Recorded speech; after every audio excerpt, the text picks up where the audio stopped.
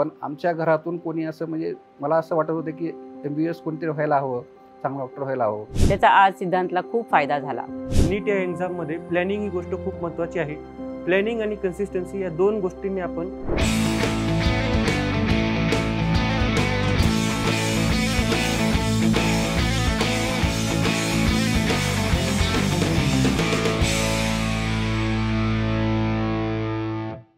Hello everyone, मी doctor Sarika Mahadev राख. माझा मुलगा सिद्धांत राख याने यावर्षीच्या नीटमध्ये 720 पैकी 710 मार्क घेतले आहेत. माझा मुलगा IIB क्लासला होता. जेव्हा माझ्या मुलाचा 10वीचा रिझल्ट लागला, त्याला 95 मार्क्स पडले. तो CBSE मधून 10th केली त्याने. खरंच त्यावेळेस मला बरेच काही पॅरेंट्सला मी विचारत होते की कोणता क्लास चांगला आहे. मला IIB मध्ये त्याचे जेव्हा मी ॲडमिशन घेतले तेव्हा खरंच मला वाटले की आपण धन्य झालो. कारण IIBची जी टीम आहे त्यांनी आज मुलांसाठी एवढे कष्ट घेतले की ते कष्ट कुठल्या क्लासमध्ये घेतील असं मला वाटत नाही. IIBची टेस्ट सिरीज तर तुम्ही विचारूच नका. शेवटी मुलं एवढी डिस्टर्ब झालेली असतात कारण त्यांना एक नीटची परीक्षा द्यायची असते. तेव्हा त्यांना टेस्टमधून कसं जायचं हे IIBच्या टेस्ट सिरीजनं शिकवलं. आज मी म्हणते, कारण बरेच पॅरेंट्स तेव्हा मला म्हणायचे की मॅडम तुमचा मुलगा हुशार आहे हो. अहो, हुशार असणं ह्याला काहीच महत्त्व नाही आहे. हुशार तर आहेच माझा मुलगा, पण एक सांगते मी की IIBच्या टेस्ट सिरीजमध्ये हार्ड पेपर निघाले असं एक पॅरेंट्सचं म्हणणं होतं. हार्ड पेपरमुळे IIB टीम यांनी मुलांना अशी सवय करून दिली की आज तुमच्या पुढे नीटचा पेपर कसाही येऊ द्या, तुम्ही त्याला सामोरे जाऊ शकतात. आणि खरंच आज IIBमध्ये मी एवढंच सांगेल की IIBची जी टीम आहे त्यांनी वेळोवेळी एक्झाम घेणं, त्या एक्झाममध्ये मुलांचा स्कोअर कसा येतो त्याचे आम्हाला मेसेज पाठवणं आणि त्या मेसेजमध्ये किती मार्क्स कमी जास्त व्हायले. आज मी डॉक्टर आहे. आज माझ्या मुलाकडे मी प्रत्येक टेस्ट दिली की माझे लक्ष होते की त्याला मार्क्स कुठपर्यंत यायलेत. आज तो कुठे मागे पडतोय का पुढे जातोय, पण सिद्धांतने त्याचा स्कोअर अगदी शेवटपर्यंत त्याच लेवलला ठेवला. अगदी त्यानं खूप कठोर परिश्रम घेतले. जेव्हा कधी त्याला वाटत होते की आता थोडीशी डाऊट, मी त्याला नेहमी विचारायचे. कधीही डाऊट आला की एनी टाईम IIBचे कोणते पण सर त्याला अवेलेबल असायचे. ही फार मोठी त्यांनी गोष्ट आहे. कारण आज जेव्हा डाऊट येतो तो पण मुलांचा सॉल्व्ह होणं फार महत्त्वाचं आहे. आज पॅरेंट्स म्हणून मी आज एक गोष्ट सांगेल, फ्रेशमध्ये जेवढं होईल तेवढं रिपीटमध्ये होणार नाही. एक लक्षात ठेवा, आपल्या मुलाला फ्रेशमध्ये निघून जावे यासाठी तुम्ही मोटिवेट करा. कारण आज काही पॅरेंट्स असे आहेत की ते सुरुवातीपासूनच म्हणतात की माझा मुलगा किंवा मुलगी रिपीट करणार आहे. हे मला मान्य नाही. आज तुम्ही मुलांना प्रोत्साहित करा, पुढे न्या. आज तुमचा मुलगा कुठपर्यंत किंवा मुलगी असो मुलगा कुठपर्यंत जातो ह्याला तुम्ही प्रोत्साहित करा, असं मी 100% सांगू शकते. आज तुम्ही पहिल्या ह्याच्यातच प्रोत्साहित केलं तर मुलगा किंवा मुलगी अवश्य पुढे जाईल. IIBची जेव्हा मी मीटिंग अटेंड करत होते तेव्हा सरांचे एकच म्हणणे होते की पॅरेंट्सला की आणि स्टुडंटला की 3 तास फार महत्त्वाचे. खरंच हे 3 तास फार महत्त्वाचे. IIBने आज ज्या टेस्ट सिरीज घेतल्या त्या प्रत्येक जी बॅच केली होती त्यांच्या वेगवेगळ्या हॉलमध्ये, खरंच त्याचा खूप फायदा झाला. मी डॉक्टर महादेव सोपनराव राख, राहणार होळ, तालुका केज, जिल्हा बीड. माझं मुलगा होळचं आहे. याच गावी मी स्वतःचं श्री सिद्धिविनायक क्लिनिक टाकलेलं आहे आणि त्या क्लिनिकमध्येच मी व माझी पत्नी सौ डॉक्टर सारिका राख आम्ही दोघं गेली 27 वर्षापासून रुग्णसेवा करत आहोत आणि गोरगरीब पेशंट आणि ग्रामीण भागातले जवळपास बऱ्याच त्यांचं ट्रीटमेंट करत आहोत. माझा मुलगा सिद्धांत महादेव राख हा लहानपणापासूनच डॉक्टर होण्याची स्वप्न बघत होता, पण 10वी नंतर त्याला कळायला तयार नव्हते की इंजिनियर व्हावं की डॉक्टर व्हावं किंवा पण त्यांनी 10वी नंतर त्यांनी डॉक्टर व्हायचा निर्णय घेतला आणि आम्ही IIBशी कनेक्ट झालो. आणि IIB मध्ये आल्यानंतर मला त्यानं जे समजा यश संपादन केलेलं आहे त्यांनी की आम्ही त्याचं कौतुक करतो, त्याला पुढच्या शुभेच्छा देतो. पण आमच्या घरातून कोणी असं म्हणजे मला असं वाटत होतं की MBBS कोणतरी व्हायला हवं, चांगला डॉक्टर व्हायला हवं. ती आमची इच्छा सिद्धांतने पूर्ण केली आणि नुसती पूर्णच केली नाही तर चांगल्या इन्स्टिट्यूटमध्ये एमसारख्या इन्स्टिट्यूटमध्ये त्याला ॲडमिशन मिळून तो एक चांगला डॉक्टर होईल. आणि चांगला डॉक्टर होण्याबरोबर मी त्याला सांगेल की बाबा सगळं समाजाची आपण जे काही नैतिकता असते, कधीही पैसा हा महत्त्वाचा नाही आहे. शेवटी रुग्णसेवा महत्त्वाची आहे. तो आता चांगला डॉक्टर पुढे होईल त्याचा आम्हाला सार्थ अभिमान आहे आणि त्याचा खूप आम्हाला आनंद झालेला आहे. आमच्या परिवाराला, आमच्या मित्रमंडळात सर्वांना आनंद झालेला आहे. हॅलो, माझं नाव सिद्धांत महादेव राख. आणि मी IIBचा विद्यार्थी आहे. यावर्षी नीट 2024मध्ये मला 720 पैकी 710 मार्क्स आहेत आणि माझं जे 10th आहे म्हणजे schooling new vision public school Ambajogai या शाळेतून झालं. यावर्षीचा नीटचा पेपर माझ्या मार्कानुसार तुम्हाला वाटत असेल मला सोपा गेला, पण यावर्षीचा पेपर खरंच थोडा डिफरंट होता. कारण तुम्ही जर सब्जेक्ट वाईज बघितलं तर बायोलॉजी ह्यावेळेस थोडं इझी साईड आलं, पण ते जरा व्हरायटी ऑफ क्वेश्चन्स त्यांनी विचारले होते. मग काही पोरं त्यात पण त्यांना टाईम कंझ्युम झाला त्यांचा.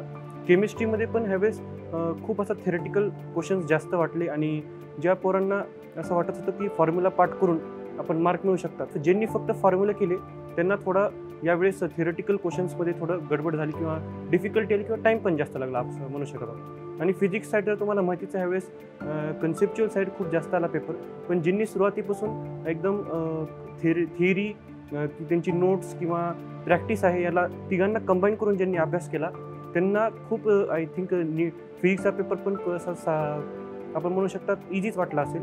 पण ज्यांनी फक्त आणि फक्त शॉर्ट नोट्स किंवा फॉर्म्युले करून गेले किंवा मागच्या वर्षीचेच फक्त PYQला आपण म्हणू शकतो बेस ठेवून अभ्यास केला, त्यांच्यासाठी या वर्षाचा पेपर डिफरंट किंवा डिफिकल्ट असं आपण म्हणू शकतात. मग माझं म्हणणं हेच की पेपर कसला येऊ शकतो. गेल्या 5-6 वर्षात पेपर जसा आला त्याच्याहून आजकाल पेपर प्रिडिक्ट केला जातो की ह्या वर्षी कसा येणार. तसलं कोणतंही ॲझम्पशन न देता पेपर जो हातात येईल तो फेस व्हॅल्यूवर घेऊन आरामशीर एकदम शांत डोक्याने सोडवला असेल तर आय थिंक ह्या वर्षीचा पेपर पण खूप असा चांगला एकदम मॉडरेट पेपर होता. नीट या एक्झाममध्ये प्लॅनिंग ही गोष्ट खूप महत्त्वाची आहे. प्लॅनिंग आणि कन्सिस्टन्सी या दोन गोष्टींनी आपण एक महत्त्वाची रिसोर्स म्हणजे टाईम याला आपण मॅनेज करू शकतो. आणि टाईम हे खूप सुरुवातीला आपल्याला वाटतं की टाईम महत्त्वाचा नाही, पण शेवटी टाईम हेच आपल्याला कमी पडायला लागतो. म्हणून माझी डेली प्लॅनिंग असायची, मला जे टास्क आहेत ते रोज लिस्ट आउट करून ठेवायचो आणि ते पूर्ण करायचो आणि मग तेच असे लिस्ट आउट करून डेली टास्क मॅनेजमेंट असं माझं चालत असायचं. म्हणून प्लॅनिंग माझं म्हणणं की प्लॅनिंगनं अभ्यास करायला पाहिजे. कारण आपण कधी न्यूमरिकल्सला जास्त प्रेफर करतो किंवा काही गोष्टींची आपण थिअरी वाचायचं विसरून जातो किंवा टाईम भेटत नाही, आपल्याला सोप्या असतात तरी त्या आपण नेग्लेक्ट करतो. मग जर आपण प्लॅनिंग केली तर त्याशा गोष्टी नेग्लेक्ट किंवा राहून जाणार नाहीत असं माझं म्हणणं. फिजिक्स, केमिस्ट्री, बायोलॉजी कोणताही सब्जेक्ट असेल त्याच्यासाठी महत्त्वाचं म्हणजे असतो बेस जर सोपा असेल तर कितीही कन्सेप्च्युअल क्वेश्चन येऊ, कितीही थिअरेटिकल क्वेश्चन येऊ, आपण त्याला इझिली फेस करू शकतात. आता फॉर एक्झाम्पल वेव्हचा काही बेस आहे, ट्रिग्नॉमेट्रीशी रिलेट करतो किंवा ग्राफ्सशी रिलेट करतो. त्याचं मला शेवटी कळालं की माझं थोडं वीक राहत आहे, त्याला मी छान केलं तर त्याचं पण मला नीट या वर्षी फिजिक्सच्या ह्याच्यात टाईम खूप वाचला त्या ह्याचा.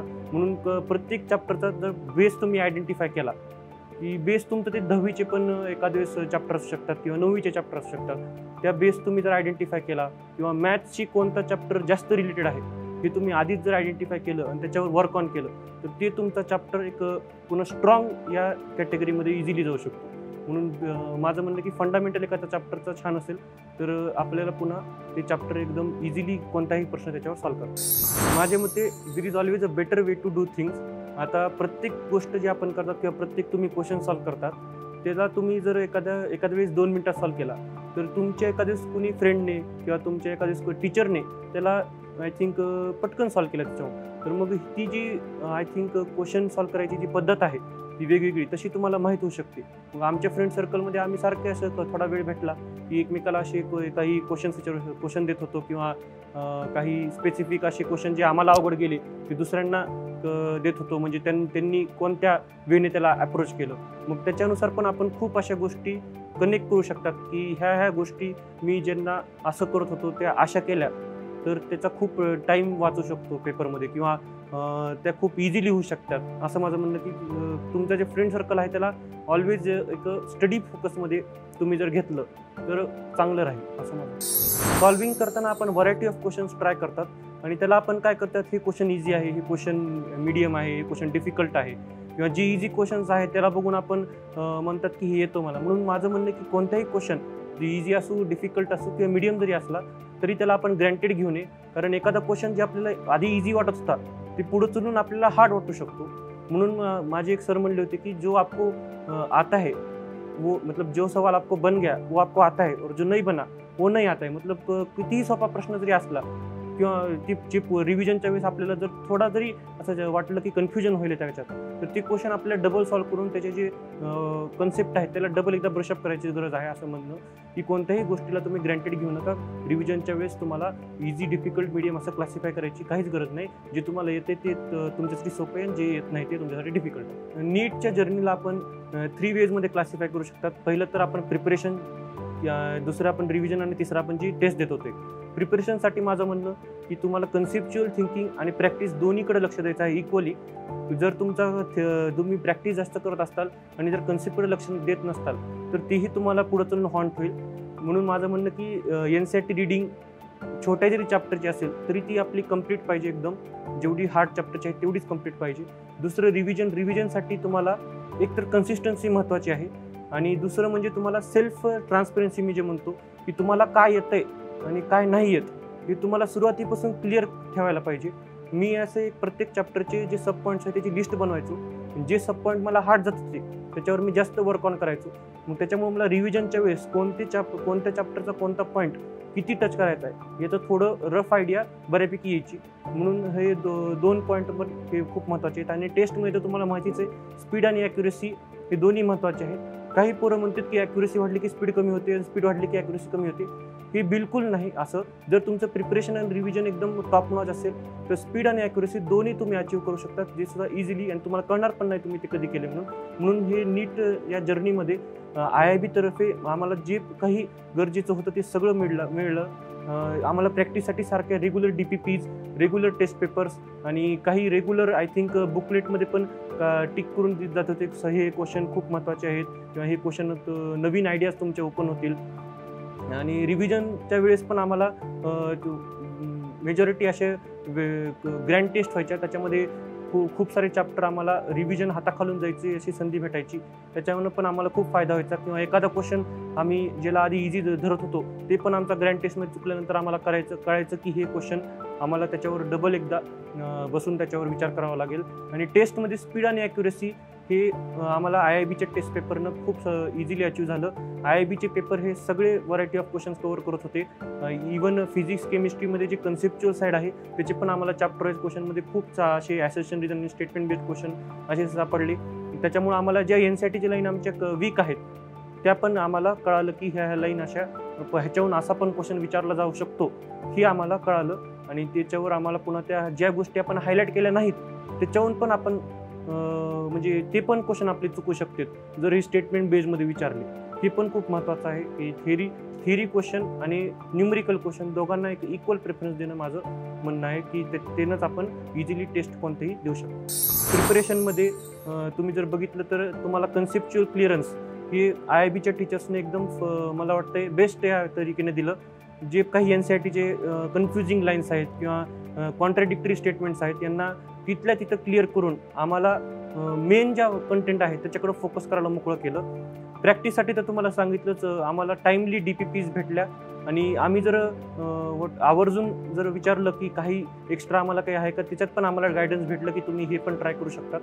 दुसरं म्हणजे रिव्हिजनच्या वेळेस आम्हाला स्वतःला काय येते स्वतःला काय नाही येत हे कळण्यासाठी IIBनं जे शेवटी चॅप्टर वाईज टेस्ट सिरीज घेतल्या त्यात त्यांनी मेजॉरिटी पोर्शन कव्हर होईल अशा वेमध्ये त्या टेस्ट सिरीज घेतल्या की मॅच द कॉलम क्वेश्चन किंवा आपण म्हणू शकतात मल्टिपल चॉईस क्वेश्चन जसं की हाऊ मेनी आर करेक्ट किंवा which of the following are not correct असे क्वेश्चन ज्यांनी आपल्याला चॅप्टर बल्कमध्ये रिवाईज होतो असे क्वेश्चन पण टाकले गेले. आणि त्याच्यामुळे टाईम मॅनेजमेंट पण आमचं खूप छान झालं. आणि स्पीड आणि ॲक्युरेसी येण्यासाठी आमचे मल्टिपल टेस्ट घेतल्या आणि त्याच्यामध्ये पण जिथं आम्हाला लॅक होत आहे तिथं आम्हाला सारखं विचारण्यात आलं की तुम्हाला एखाद्या गोष्टीची सारखी मतलब डबल शिकवायची गरज आहे का किंवा तुम्हाला एखाद्या गोष्टीवर जर तुम्हाला व्हरायटी ऑफ क्वेश्चन पाहिजे त्याच्यावर तुम्हाला काही वर्क ऑन करायचं जास्त तर त्याच्यासाठी आम्ही तुम्हाला काय प्रोव्हाइड करू की IIBनं स्वतः आम्हाला त्यांच्या मीटिंग्सद्वारे विचारलं आणि त्याचा पण खूप फायदा झाला असं माझं. नीटचं एक्झाम सेंटर कसलं येऊ शकतं. आता माझ्या सेंटरमध्ये थोडा लाईट सोर्सचा प्रॉब्लेम होता म्हणून कसलंही सेंटर येऊ द्या त्यात कसलाही प्रॉब्लेम येऊ द्या तुम्हाला फक्त पेपरकडे फोकस करायचा आहे आणि तुमचे जे 3 घंटे 20 मिनिटं आहेत त्याच्याकडे याला लक्षात ठेवून फक्त आणि फक्त तुमच्या सॉल्विंगकडे आणि तुमच्या बबलिंगकडे लक्ष द्यायचं. मार्च-एप्रिलच्या महिन्यात आम्हाला IIBकडून काही स्पेशल बुकलेट्स भेटले IIB मंत्राच्या नावाने. त्याच्यात फिजिक्सचे प्रत्येक चॅप्टरवर 50 क्वेश्चन होते आणि ते पण आय थिंक एकदम हँडपिक क्वेश्चन होते की जे तुम्हाला फसवणार किंवा त्याच्यात तुम्ही फसू शकतात असे क्वेश्चन त्यांनी हँडपिक करून दिले. त्याचा पण आम्हाला खूप शेवटी फायदा झाला. केमिस्ट्रीमध्ये पण जे मंत्रा होता त्याच्यामध्ये इच चॅप्टर क्वेश्चन 50च होते आणि त्यात आय थिंक 30 क्वेश्चन्स जे युजल आम्हाला तुम्हाला माहितीच आहेत व्हरायटी ऑफ क्वेश्चन्स ते भेटले. शेवटी 20 क्वेश्चन्समध्ये 7 to 8 फक्त आणि फक्त assertion reason, 7 to 8 I think statement based question आणि असे 3-4 मॅच द कॉलम जे की खूप कामाला आले. NCERTच्या लाईनपासून प्रत्येक चॅप्टरचे 7-8 ॲसर्शन रिझन ते सुद्धा हँडपिक ही आम्हाला देण्यात आली. बायोलॉजीमध्ये आम्हाला बायोपिक, बायोवॉर, बायो बँक किंवा बायो मॅच अशी वेगवेगळे बुकलेट्स भेटले. त्यात match the following, assertion reason, statement based question आणि आपण जे म्हणतो how many of the following correct, how many of the following wrong, याला पटकन सॉल्व करण्याची किंवा ॲक्युरेट सॉल्व करण्याची जी मेथड आहे ती ऑटोमॅटिक डेव्हलप करण्यात IIBच्या या सर्व बुकलेट्सचा आणि खासकर IIBच्या टेस्ट सिरीजचा खूप मोठा आहे. यावर्षी नीट 2024मध्ये 710 मार्क्स मला मिळले आहेत आणि या मार्क्सनुसार मला इंडियातील वन ऑफ द टॉप कॉलेजेसमध्ये MBBS करण्याची संधी मिळेल. यासाठी I am thankful to my parents, my family and all of the teaching and non-teaching staff of IIB, and thank you IIB. Think NEET, think IIB.